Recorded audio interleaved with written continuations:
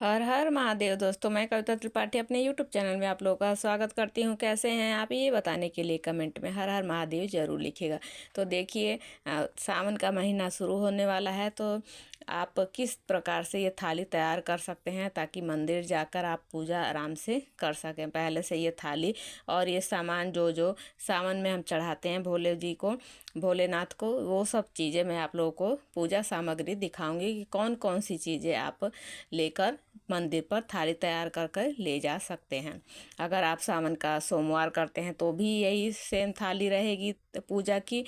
अगर आप प्रदोष का व्रत करते हैं तब भी सेम थाली ही आपको ऐसे तैयार करनी चाहिए। तो चलिए वीडियो शुरू करती हूँ। वीडियो में आगे बढ़ने से पहले एक रिक्वेस्ट है, वीडियो को लाइक शेयर एंड सब्सक्राइब कीजिएगा और कमेंट में हर हर महादेव जरूर लिखिएगा। तो चलिए, सबसे पहले चाहिए हमें गंगा जल। तो आपको गंगा जल ज़रूर रखना है। गंगा जल रखना है सबसे पहले। उसके बाद 1 लोटा जल आपको चाहिए। जल मिलाते समय ये ध्यान रखिएगा कि भोलेनाथ को गंगा जल बहुत अधिक प्रिय है। सबसे पहले लोटे में गंगा जल डालना चाहिए, उसके बाद सादा जल ही डालना चाहिए। इस बात का आप ध्यान रखा कीजिए। उसके बाद दूसरे नंबर पे आता है कच्चा दूध। तो देखिए, अगर आपके यहाँ कच्चा दूध, गाय का दूध आता है तो नहीं, तो आप इस तरीके से पैकेट का दूध भी ले सकते हैं। उसके बाद आता है हमारे भोलेनाथ को अखंडित चावल। देखिए, अखंडित अक्षत बोला जाता है इसको। ये अखंडित चावल मिलता है, इसको चढ़ाया जाता है। शिवलिंग पर अखंडित चावल चढ़ाने से घर में धन संपदा की कभी कमी नहीं होती है। दूसरे नंबर पर आता है काला तिल। ये काला तिल चढ़ाने से हमारे शत्रुओं का नाश होता है। ये दूसरे उसके बाद हो गया भोलेनाथ जी को देखिए शिवलिंग पर चंदन का लेप किया जाता है, चंदन का त्रिपुंड बनाया जाता है। तो अगर आपके पास सफ़ेद चंदन है तो आप उसको भी ले सकते हैं, नहीं तो पीला चंदन भी चढ़ा सकते हैं। ये कुछ इस तरीके से चंदन भी आता है, गोपी चंदन भी आता है और ये लिक्विड चंदन भी आता है, तो आप ये भी ले सकते हैं। उसके बाद आपको चाहिए शिवलिंग पर चढ़ाने के लिए, देखिए सावन में ये मूंग चढ़ाई जाती है, हरी मूंग है ये। तो 108 दाने गिनकर आप शिवलिंग पर जाकर मंत्र का उच्चारण करते हुए, तो इस तरीके से आप एक एक दाना भी चढ़ा सकते हैं। हरी मूंग सावन में ज़रूर चढ़ाई जाती है शिवलिंग पर। अगले नंबर पे आता है, देखिए ये है मिश्री। मिश्री की जगह आप गुड़ भी ले सकते हैं, चीनी भी ले सकते हैं। ये है मिष्ठान के तौर पे हम चढ़ाते हैं। उसके बाद आता है धूप।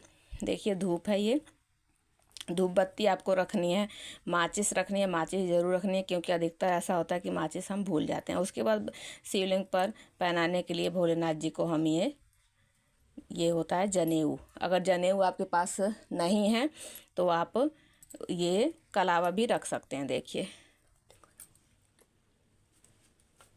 ये कलावा भी आप रख सकते हैं।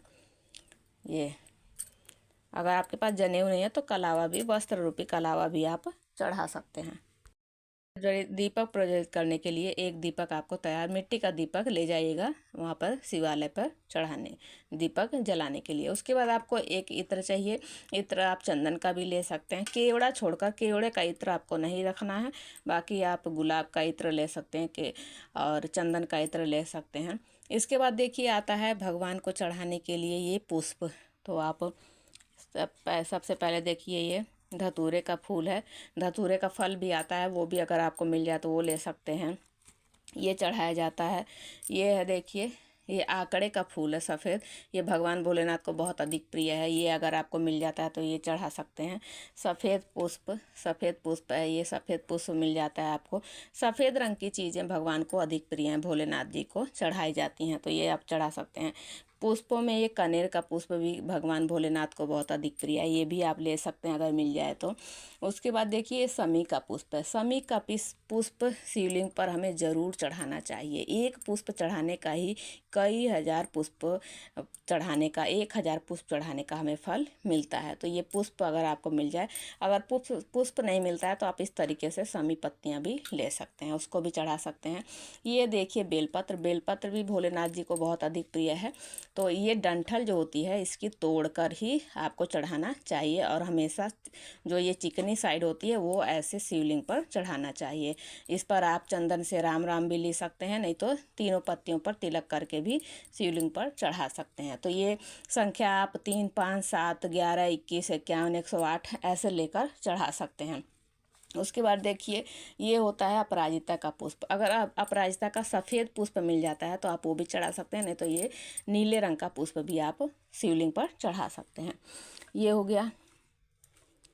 और देखिए अगर आपको भांग धतूरा मिल जाए, भांग मिल जाए तो वो भी चढ़ा सकते हैं, भगवान भोलेनाथ को बहुत अधिक प्रिय है। और एक लाल रंग का पुष्प माता पार्वती को चढ़ाने के लिए आप ज़रूर ले जाइएगा।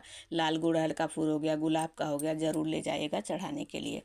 तो शिवलिंग पर जो शिवलिंग के पूरे परिवार वहाँ पर होता है तो उस पर भी आप चीज़ें चढ़ा सकते हैं। माता पार्वती को चढ़ाने के लिए ये पुष्प लाल रंग का ज़रूर ले जाइएगा चढ़ाने के लिए।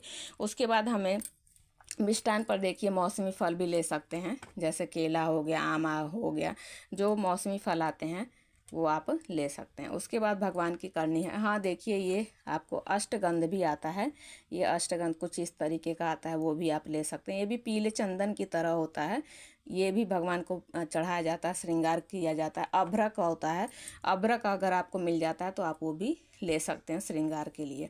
और उसके बाद कपूर से आरती करने के लिए आपको कपूर ले जाना है। तो ये चीज़ें आपको ज़रूर रखनी है। मंदिर में अगर पूजा करने आप जा रहे हैं तो ये सारी चीज़ें आपको ज़रूर रखनी चाहिए। इस तरीके से आप थाली पहले से ही तैयार कर लीजिएगा। हाँ, जनेऊ पर आपको पीला जनेऊ नहीं चढ़ाना है, भगवान को सफ़ेद जनेऊ चढ़ाया जाता है। और उसके बाद दक्षिणा आपको ज़रूर चढ़ानी है, तो आप सिक्के ही चढ़ाइएगा, नोट मत चढ़ाइएगा क्योंकि गीला हो जाता है, लेकिन दक्षिणा आपको ज़रूर चढ़ानी चाहिए। तो इस तरीके से आप एक पूजा की थाली मंदिर के लिए तैयार कर सकते हैं। आई होप आप लोगों को जानकारी अच्छी लगी होगी, वीडियो पसंद आई होगी। एक रिक्वेस्ट है, वीडियो को लाइक शेयर एंड सब्सक्राइब कीजिएगा और कमेंट में हर हर महादेव जरूर लिखिएगा। तो चलिए मिलती हूँ अगली जानकारी हेल्पफुल वीडियो के साथ, तब तक के लिए हर हर महादेव।